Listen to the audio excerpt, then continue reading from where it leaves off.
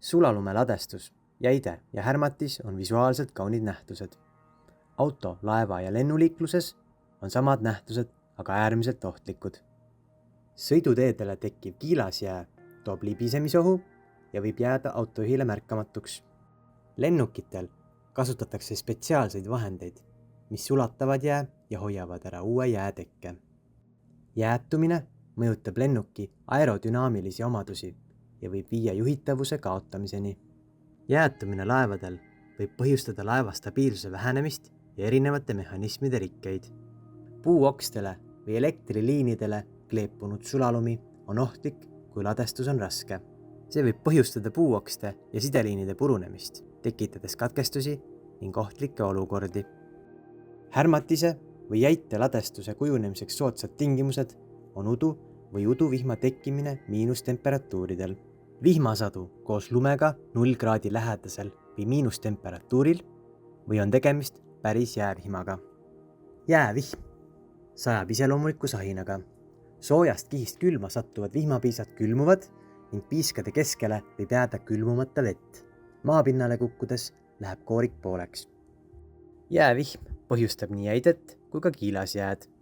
Jäiteks nimetatakse jääkihti, mis tekib esemetele, traatidele ja puuokstele. Ja kui jääkiht on tekkinud maapinnale, nimetatakse seda kiilasjääks.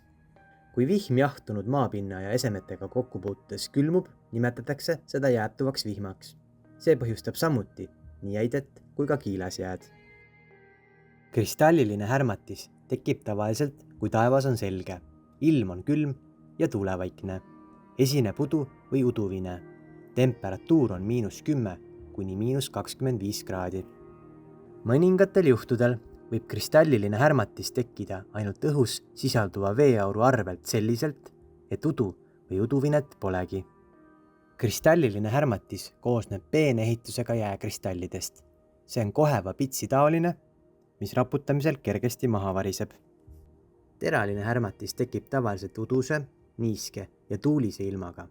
Taevas on üldiselt pilvedega kaetud ja õhutemperatuur on -2 kuni -7 kraadi. Teralise härmatisel puudub kindel kuju. Ladestus on kristallideta. Alati ei ole lihtne ladestuse liiki määrata, sest tegemist võib olla liitladestusega. Ilmastiku nähtuste muutumisel toimub erinevate ladestuste kihistumine. Näiteks siin fotol on teraline härmatis koos kristallilise härmatisega.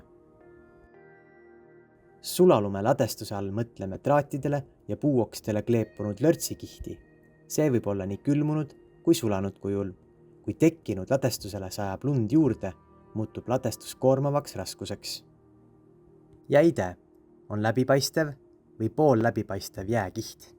Jäide tekib esemetele tavaliselt 0 kraadi lähedasel temperatuuril, vihmaga, jäävihmaga, uduvihmaga või udupiiskade külmumisel.